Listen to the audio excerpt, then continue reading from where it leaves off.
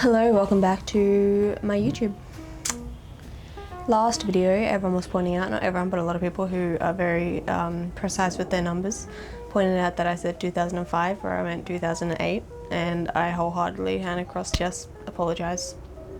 I can't believe I did that. Welcome back to the second video of the FG Falcon build. So we have the plastic fuel tank ready to go in. The exhaust is unbolted, the drive shaft is out, and the BTR box is still sitting in here, but that will be the next on the list to be removed. So the plan for today is to get the fuel tank in where the gas tank was. Unfortunately, it won't fit going straight up. We've tried to jack it up, lift it up, push it up. There's just a bit too chunky.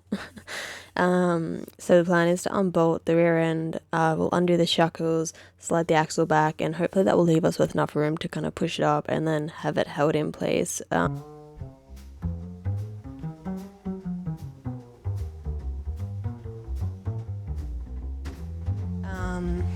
So the last time we worked on the car, it was focused on pulling the gas tanks out. We recorded everything, recorded us maneuvering it with freaking 2 jacks and a wooden pallet, but all the files got corrupted and disappeared. We no longer have any footage of us removing the gas tanks, which is annoying because it was a hassle. But the gas tanks are out, and now we're going to focus on putting the fuel tanks in. So a bit about the LPG tanks. In order to remove them, you'll see here they have these little valves.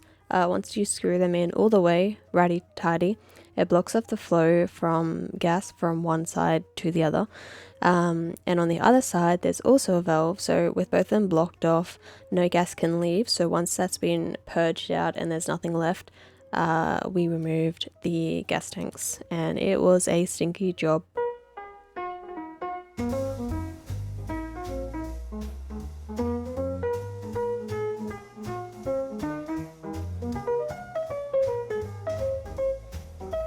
So that's the majority of the plan for the rear end of the ute.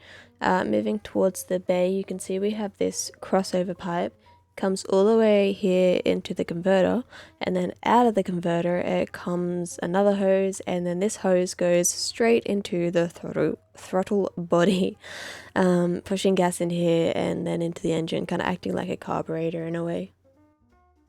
So we'll be removing this massive chunk of an airbox, as we'll be running a turbo, so it's just unneeded. Obviously a different intake manifold, as these ones don't have a fuel rail or any injector ports, so we're getting rid of that, running an FG fuel rail. We'll also be running a different throttle body, as we're unsure if you can run this throttle body on the FG manifold. And then this big bad boy converter will be getting ripped out.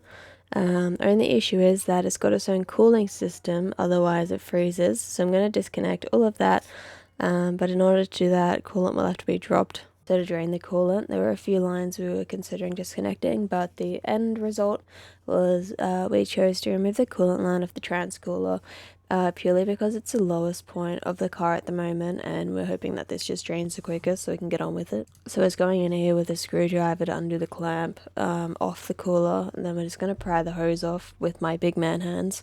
Go from there.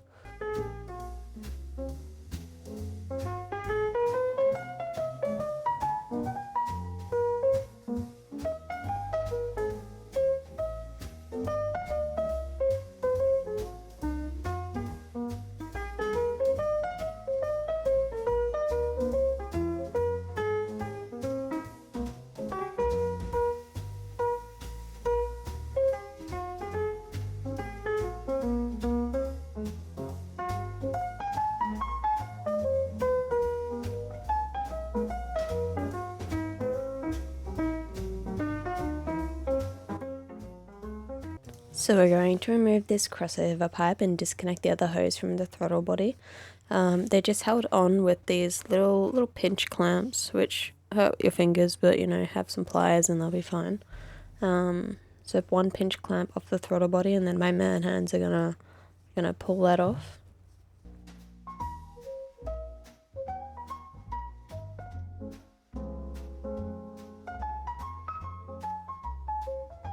So this hose is going in the bin because no one's ever going to need it again because gas is getting unrolled from servos, but they are super hard to find, which is annoying.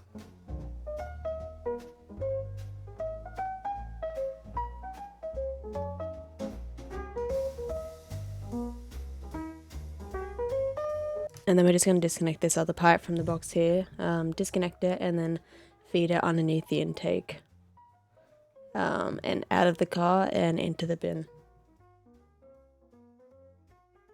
So now we're going to work on disconnecting the converter. So it's just 2 bolts that are connected to the strap tower over here, one up the top, one down the bottom, if it will focus. Once these are off, we're also going to remove the coolant reservoir from the top of the strut tower so we can access the 2 main bolts at the top, which is the main mounting bracket for this converter.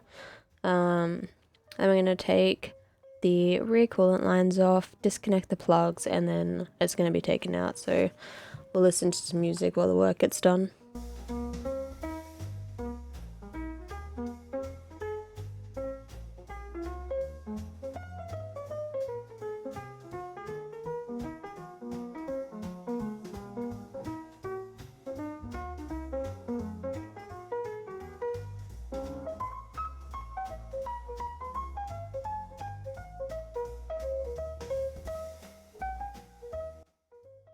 And that is the converter out. So the next upload next Wednesday, we're going to go over how we made the lines, what we've tried to reuse within the fuel system, actually putting the tank in and how that was done, and then going over the throttle body. Thank you for watching and supporting this little channel. Just remember that all progress is progress, no matter how fast or slow. So yeah.